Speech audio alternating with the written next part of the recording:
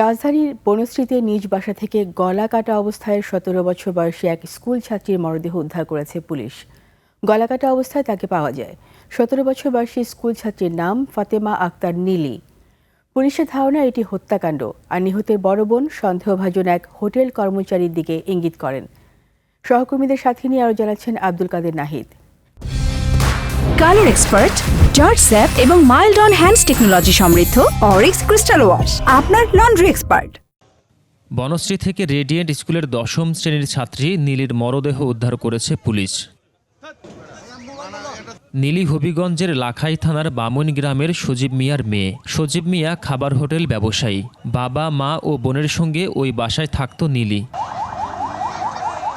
ফাতেমা আক্তার নীলির বোন শোভা জানান, বাসায় ফিরে অচেতন অবস্থায় বোনকে পেয়ে হাসপাতালে নিয়ে যান। আমি আর রিকশাওয়ালার মামা ধরাধরি করে ওই যে ফরেস্টে নিয়ে গেছি। ওর নামাজে হিজাব পরা ছিল গলায়।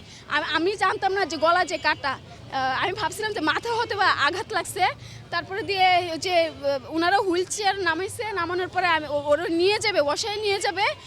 তখন যখন হিজাবটা সরাইছি, মানে প্যাঁচ লাগতেছিল, হিজাবটা যখন সরাইছি তখন দেখেছি আমার বোনের গলা কাটা। বোনের দাবি, বটি দিয়ে গলা কেটে হত্যা করা হয়েছে তাকে।